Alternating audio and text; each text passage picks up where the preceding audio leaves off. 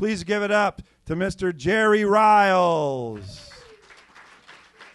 Transformer, Mr. Dave Jude. Mr. Jason Cage. La, la, la, la, la, la, la. Melissa Foreman. Woo! Why did you get into broadcasting? Why did you get into broadcasting? Anybody can start. Let's see. I think, you know what? I think we all have those moments, especially here in Chicago. We don't have Hollywood, big LA kind of stars and movie stars. But there's that, the person or the morning show that you would listen to on the radio when you grew up, and you thought to yourself, they sound like they are having so much fun. That's what I want to do every single day. And it's about hearing them on the radio and thinking, that's what I want to do.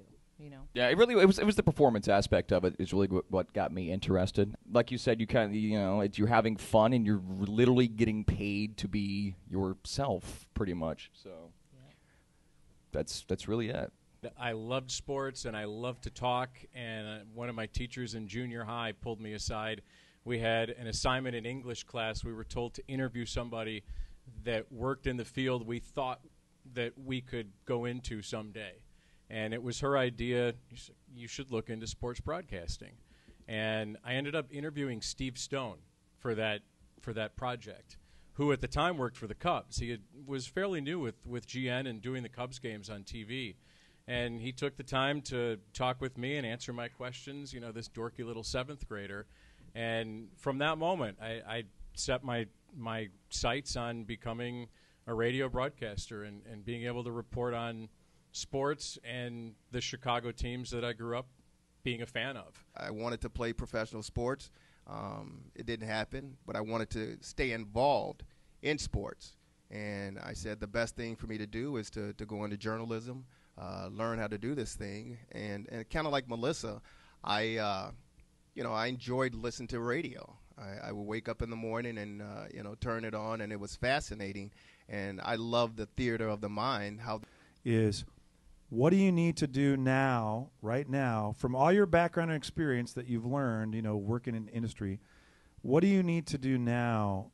And, of course, obviously you're good friends of the school, too, to really be marketable for this industry.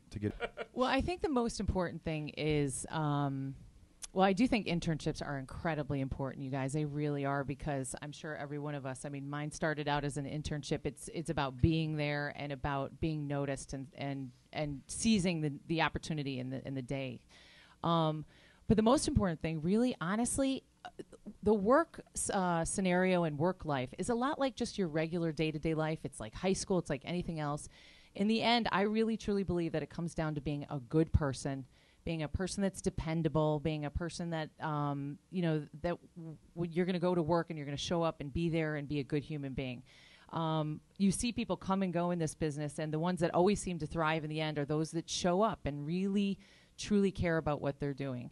If you have a passion for this and this has been in you your whole life and you've never gotten the opportunity to really do it, this is your moment, and start out with number one, showing up and being there and being the one that raises their hand and says, listen, I'll do it. It could be picking up paper. It could be, getting coffee, whatever it is. You have to be the person that's there, because the market is very competitive. So I would say, again, it goes back to always being a good person, a dependable person, and being there. I think it's knowing how to do everything. Pretty much. It's like she was saying too. It's the passion for one. You have to be the one who's got the confidence to be able to, because no one in this business is going to give you a job. Like say hi, here's a job. You have to pretty much make that job kind of happen. But I know in the past, like I've been in radio for 10 years, and just you have to know everything because it is a very competitive market. So you have to be able to do production.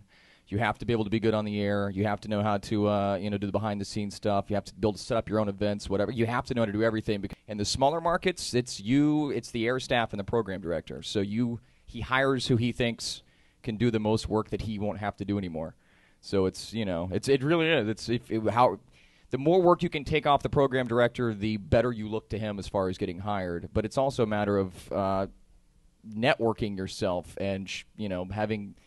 I don't know how to say it. It's a matter of being on everyone's short list in a way. It's having people know that you're good at what you do. It's a matter of being versatile, being skilled in as many areas as you possibly can, because while the first job opportunity that may come your way may not be the one, your dream job or the area that you specifically want to work in.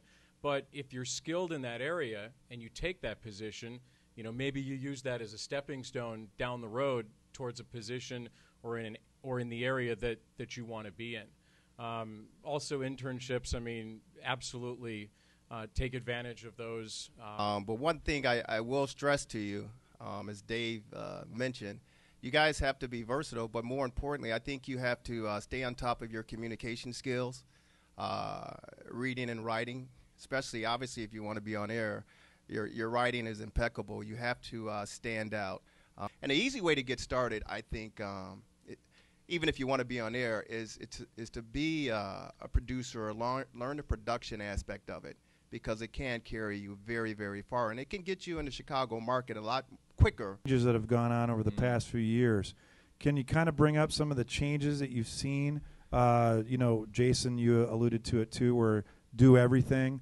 But what are those new things that you're being asked to do, people are being asked to do? But the thing is, if you do master and you're flexible and you're willing to change and you master the idea that, wow, learning as much as I possibly can, or knowing, that I'm going to go out and I have to film my own stuff and I have to come back and I have to write my own stuff, could be to your advantage, because you go back and you're in charge of your own destiny, basically, is what it is, right? And so then even if you lose that gig, you're able to move on to the next gig. It's like, great, well, thanks. Listen, I'm a one-man shop or a one-lady shop. I know how to do all of this. I'm great at figuring out what I'm doing on the web. I can shoot my own stuff. I can edit my own stuff. So rather than you feeling really bad about what we're telling you, we'd love for you to think about, because I was thinking about them. Oh my God, we don't want to dissuade you. I see their face. Yeah, we're all sitting there going, I know it seems all heavy and everything, but it actually could be a good thing. And what it means is if you really have the drive to do this and you do have to go out and shoot your own stuff, okay, so be it. So you go out and you shoot your own stuff and you've just learned a brand new skill that, you find out you're the best, editor that ever lived, and then you go and you open up your own editing company or whatever it is. So it's not necessarily a bad thing that we've turned into a one-man kind of band. From a networking standpoint, what do you do, or what have you done, and what do you do to get your name out there, other than your shows and you got your content, obviously. People are aware of that. But what do you do outside of that professionally to network, to meet with other industry pros, to make them aware? You're a good person. We'll put that in that context. So what do you do purposefully to network? What kind of things have you done and are doing? Through my show prep. We call it show prep. That's what we do before the show. It's the ideas we come up with. It's the brainstorming. It's basically what makes you. It's your brand, if you will. It's what makes your show is the way you do your prep. It's how you present things. It's like a comedian. The way he formulates his jokes is what makes him funny. And so show prepping, sharing those ideas with other night jocks and just DJs in my business, it's not only helping them, but it's also showing them how good I am, if that makes any sense. So that's how you kind of get your foot in the door, is just by having people know your work, I guess, if that makes any sense. But I went back to being on everyone's short list, because when a program director goes to hire somebody, he thinks, who do I know off the top of my head that I like and respect, or that I've heard of, that I've enjoyed their stuff? And you always want to kind of be that guy on somebody's short list that is going to pay you more money, that goes, we need to call Jason Cage up, because I've been trying to get him for a while, and he's down in Little Rock, and let's move him up here, and whatever. And I'll tell you, I was a program director stationed here in town, and to make my life easier, someone who was convenient and was there, and especially around the holidays, because everybody wants to take time off to spend time with family, whether it's Thanksgiving, Christmas, or what have you. And so you need to fill a void.